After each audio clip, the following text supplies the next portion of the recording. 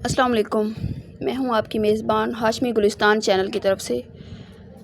आज की वीडियो में हम एलोवेरा का देखेंगे कि घर पर कैसे आसानी से उगाया जा सकता है।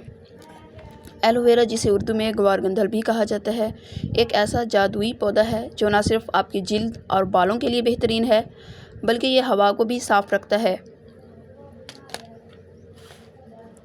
लेकिन क्या आपका एलोवेरा सूख जाता है या उसके पत्ते पीले पड़ जाते हैं? आज की इस वीडियो में सीखेंगे कि घर पर एलोवेरा की देखभाल कैसे की जाए और एक ही पौधे से सैकड़ों नए पौधे कैसे तैयार किए जाएं। मिट्टी की तैयारी देख लेते हैं। एलोवेरा एक सक्यूलेंट ख़ानदान का पौधा है।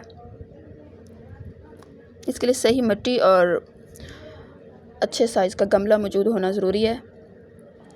यानी ये अपने पत्तों में पानी ज़ख़ीरा करता है, इसलिए इसे ऐसी मिट्टी जो अपने जिसमें पानी खड़ा ना हो, ऐसी मिट्टी चाहिए जिसमें पानी खड़ा ना हो।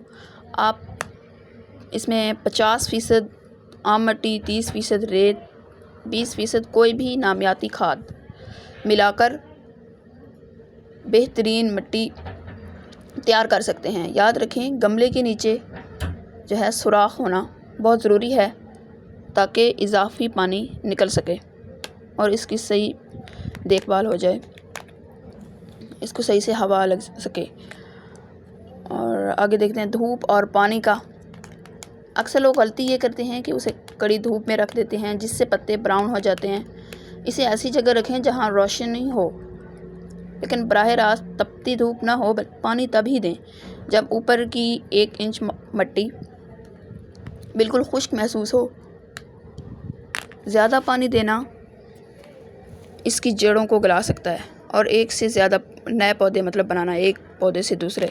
एलोवेरा की सबसे अच्छी बात यह है कि अपने पास से छोटे छोटे बच्चे यानी पप्स निकालता है। जब ये पप्स थोड़े बड़े हो जाएं तो उन्हें एहतियात से जड़ समेत अलग कर लें और नए गमले में लगा दें। इस तरह आपको बाज़ार से बार बार पौधा ख़रीदने की ज़रूरत नहीं रहेगी।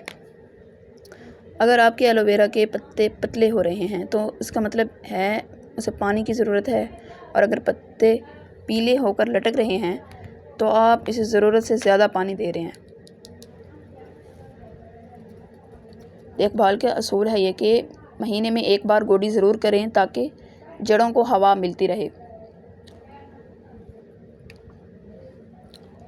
ये थी आज की एलोवेरा के बारे में हमारी मुकम्मल मास्टर क्लास। उम्मीद है आपको ये मालूमात पसंद आई होंगी।